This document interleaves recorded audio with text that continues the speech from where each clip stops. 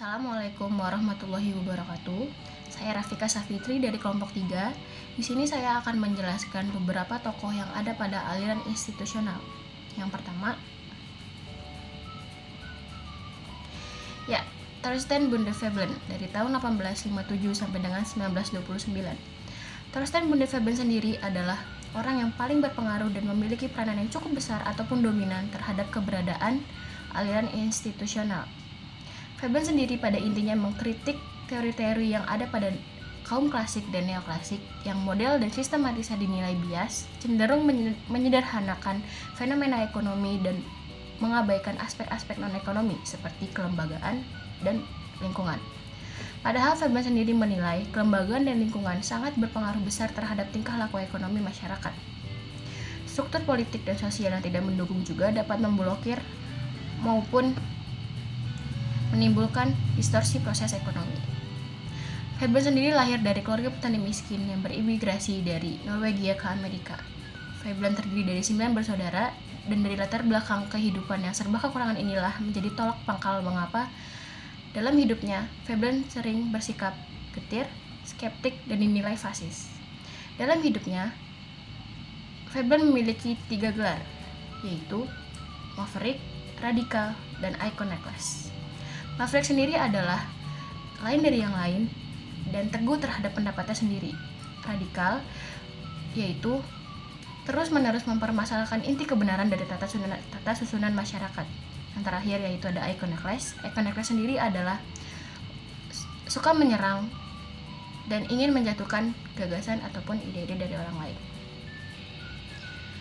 Adapun 2 hal yang dikemukakan oleh Veblen, yaitu motivasi konsumen dan perilaku pengusaha. Motivasi konsumen dalam The Theory of Leisure Class, Veblen menjelaskan hal-hal yang berhubungan dengan dorongan dan pola perilaku masyarakat. Menurutnya, dahulu perilaku seseorang selalu terikat dengan lingkungannya. Namun, apa yang dilihat sekarang justru terbaliknya. Yang diperhatikan oleh masyarakat sekarang hanyalah dirinya sendiri dan uang. Masyarakat percaya bahwa uang dapat menaikkan derajat, status sosial maupun gengsi seseorang dalam masyarakat. Jika harta telah berlimpah, seseorang akan mempunyai banyak waktu luang untuk bersenang-senang ataupun juga disebut dengan leisure. Dengan harta yang berlimpah, orang akan berlomba-lomba membeli barang mewah yang dimaksudkan hanya untuk pamer. Kecenderungan perilaku konsumsi ini disebut Veblen dengan istilah conspicuous consumption, yang hanya bertujuan untuk membuat orang kagum. Apa yang dikatakan Veblen dengan perilaku bermewah-mewahan, pada faedahnya tidak diperoleh langsung oleh konsumsi barang itu sendiri, melainkan dipengaruhi oleh lingkungan sekitarnya maupun dampak dari orang lain. Bagi Veblen, gambaran tersebut sangat bertentangan dengan tesis kaum klasik dan neoklasik yang beranggapan bahwa orang akan selalu memilih alternatif konsumsi terbaik untuk memperoleh kepuasan maksimum, dan bertentangan juga dengan anggapan kaum klasik yang mengatakan bahwa keputusan konsumsi didasarkan pada rasio, bukan emosi. Menurut Veblen, orang yang mengkonsumsi ataupun membeli barang dengan porsi yang tidak wajar ataupun berlebihan sangat tidak rasional, melainkan itu cenderung ke sifat emosional. Yang kedua adalah perilaku pengusaha. Dalam bukunya yang lain, The Theory of Business Enterprise, Veblen lebih jauh menjelaskan tentang perilaku pengusaha dengan perilaku konsumsi, seperti yang dijelaskan sebelumnya. Dahulu para pengusaha menghasilkan barang maupun jasa untuk memperoleh keuntungan dengan cara kerja keras, serta memproduksi berdasarkan kegunaannya, ataupun production for use. Akan tetapi pada masa sekarang, banyak dijumpai pengusaha yang memperoleh sebagian keuntungannya dengan cara trik-trik bisnis. Produksi ini juga disebut dengan production for profit. Veblen melihat pada masa sekarang banyak dijumpai para pengusaha pemangsa atau predator yang memperoleh keuntungannya tanpa mempedulikan nasib konsumen ataupun pekerjanya sendiri. Veblen melihat dalam masyarakat yang tumbuh begitu pesat telah melahirkan golongan yang disebut dengan absentee ownership. Absentee ownership ialah orang yang memiliki modal yang sangat besar tetapi tidak ikut dalam menjalankan bisnisnya di suatu perusahaan. Kegiatan operasional hanya diserahkan oleh para profesional dan karyawan-karyawan yang dipercayainya. Namun, ialah yang memperoleh banyak keuntungan dari bisnisnya tersebut, walaupun tidak ikut menjalankan suatu bisnisnya di perusahaannya. Untuk memperoleh laba sebesar-besarnya, para absentee ownership tidak segan-segan untuk mematikan para pengusaha yang memperoleh keuntungannya dengan cara kerja keras, misalnya dengan melakukan akuisisi dan membanting harga. Para absentee ownership juga melakukan kong kali kong dengan pejabat tinggi ataupun para orang yang memiliki kekuasaan untuk memperoleh berbagai kemudahan dan hak-hak istimewa. Veblen menilai bahwa pengusaha absentee ownership yang biasa memperoleh keuntungan besar dengan cara kong kali kong tersebut sangat berpotensi melahirkan golongan leisure class.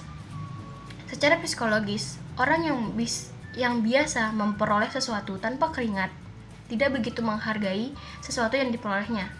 Oleh karena itu, tidak mengherankan kalau perilaku konsumsinya akan bersifat conspicuous consumption. Untuk tokoh-tokoh lainnya akan dijelaskan oleh Nisva dan Jovan. Berikutnya ada tokoh-tokoh institusionalis lainnya. Veblen sebagai tokoh utama dari aliran institusional ternyata mempunyai cukup banyak pengikut. Beberapa di antaranya ada Wessel Mitchell, Gunnar Myrdal, Joseph Schumpeter, dan juga ada Douglas North. Nah, yang pertama Wessel Mitchell yang lahir pada tahun 1874 hingga meninggal pada tahun 1948. Ia merupakan murid, teman, dan juga pengagum dari Veblen itu sendiri. Selain ikut mendukung dan mengembangkan pemikiran-pemikiran gurunya, ia juga sangat-sangat berjasa dalam mengembangkan metode-metode kuantitatif dalam menjelaskan peristiwa ekonomi. Salah satu karyanya yang sudah menjadi klasik yaitu Business Cycle and Their Causes yang terbit pada tahun 1913. Dalam bukunya tersebut, dengan berbagai macam statistik, ia kemudian menjelaskan berbagai macam fluktuasi ekonomi. Sesudah Perang Dunia Kedua, Mitchell mengorganisasi sebuah badan penelitian yang bernama National Bureau of Economic Research. Dari badan penelitian ini, memungkinkan lebih dikembangkannya penelitian lebih lanjut tentang pendapatan nasional, fluktuasi ekonomi, perubahan produktivitas, serta analisis harga, dan berbagai macam lainnya. Yang kedua ada Gunnar Myrdal yang lahir pada tahun 1898 hingga meninggal pada tahun 1987. Myrdal berasal dari Swedia yang juga digolongkan sebagai pendukung dari aliran institusional. Nah, selain dikenal sebagai ekonom, Myrdal sendiri mempunyai basic dalam bidang pendidikan hukum. Nah, baru setelah itu ia kemudian melanjutkan pendidikannya di bidang ekonomi dan selesai pada tahun 1927. Nah, Myrdal ini sendiri ternyata sangat suka menulis. Ia banyak mempunyai buku yang diantaranya ada An American Dilemma, Value in Social Theory, Challenge to Affluence, dan Asian Drama in an Inquiry into the Poverty of Nation.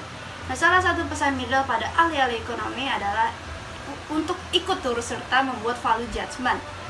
Kenapa dia sampai menyuruh seperti ini? Karena jika ini tidak dilakukan, struktur-struktur teoritis ilmu ekonomi akan menjadi tidak realistis. Nah, sebagai penganjur dari aliran institusional, Myrdal percaya bahwa pemikiran-pemikiran institusional sangat-sangat diperlukan dalam melaksanakan pembangunan di negara-negara berkembang. Nah, atas jasa-jasanya dalam menyumbangkan pemikiran-pemikiran ekonomi ini, terutama bagi pembangunan di negara-negara berkembang, pada tahun 1974 bersama dengan Friedrich August Hayek, ia kemudian memperoleh hadiah Nobel dalam bidang ekonomi. Tokoh selanjutnya yaitu Joseph Alois Schumpeter. Schumpeter masuk sebagai pendukung aliran institusional karena pendapatnya yang mengatakan bahwa sumber utama kemakmuran bukan terletak dari dalam domain ekonomi itu sendiri, melainkan di luarnya, yaitu dalam lingkungan dan institusi masyarakat. Lebih jelasnya lagi, sumber kemakmuran terletak dalam jiwa kewirausahaan para pelaku ekonomi yang mengarsiteki pembangunan. Schumpeter membedakan pengertian invensi dan inovasi. Invensi adalah hal penemuan teknik-teknik produksi baru. Sementara inovasi memiliki makna yang lebih luas, tidak hanya menyangkut penemuan teknik-teknik berproduksi baru, tetapi juga penemuan komoditi baru, jenis material baru untuk produksi, cara-cara usaha baru, cara-cara pemasaran baru, dan sebagainya.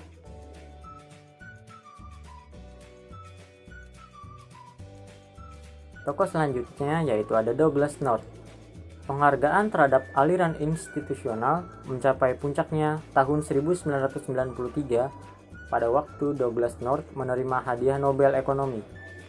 Selama ini, kebanyakan pakar ekonomi menganggap hanya mekanisme pasar sebagai satu-satunya penggerak roda ekonomi dan mengabaikan peran institusi. Hal ini dinilai North keliru. sebab peran institusi tidak kalah penting dalam pembangunan ekonomi. North juga mengatakan bahwa perkembangan ekonomi hanya akan berjalan lancar jika ada aturan main atau rule of law. Tanpa aturan main yang jelas, perkembangan ekonomi akan berjalan semrawut, dan yang menang hanya mereka yang bisa berkolaborasi dengan penguasa.